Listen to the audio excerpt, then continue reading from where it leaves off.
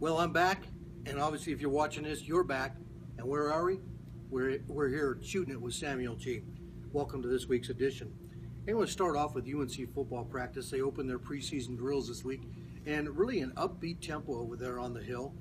Guys with a real positive attitude going through drills, coaches with real positive attitude, and this team really may have that edge that other teams that Ernest Collins Jr. as coach don't have, and it's really exciting to watch them go through their drills, knowing that they spent a lot of time in the summer refining things for these next few weeks, and it'll be interesting to see how polished they are early in the season, because I think they need to get off to a pretty good start over there if Ernest is to avoid all the criticism and the Bears can maybe get some more people in the seats. Sticking with a local flavor, Bobby Fernandez, my colleague, is working on a story of youth football out in Kersey. And I'll tell you what, if you don't think youth football isn't big in Kersey, you're sadly mistaken. He hosted and watched a horde of kids go through drills, and really they're taking on the atmosphere almost like Eaton does, where kids grow up wanting to be like the high school stars. It's Mayberry RFD right here in Weld County, and it's really, really enlightening to see. Now let's get to some national stuff. Are we still dealing with Deflategate? How long is this thing going to go on? Is Brady dumb enough to fight this most of the way through the season and then have to settle for a 4-game suspension when the games really start counting? Give it up, Tom Brady. Enough is enough. That takes us to the water in Rio. Have you been reading the stories about the water being contaminated and next summer's Summer Olympics might be in jeopardy of being hosted there? Yuck. Who wants dirty water? Not me. Also, let's talk about the situation in California where the 49ers are having problems growing grass.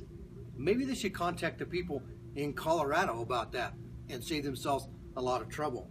They also finally got rid of Aldon Smith today on his 5th offensive DUI.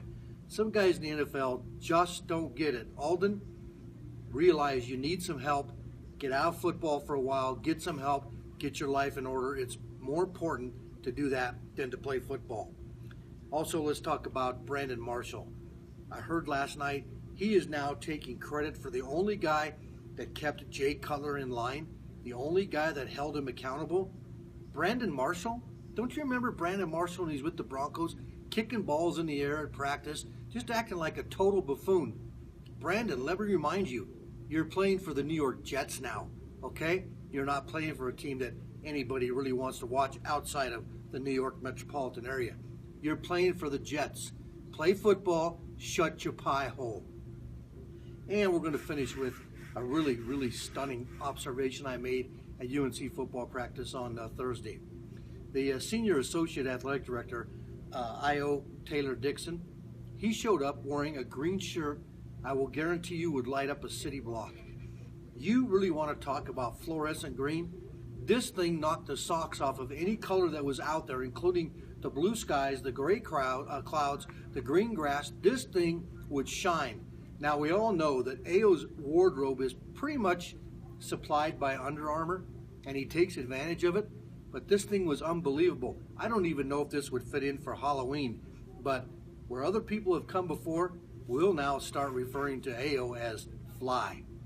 Next week, if you're here and I'm here, we're here together. Let's do it again. See ya.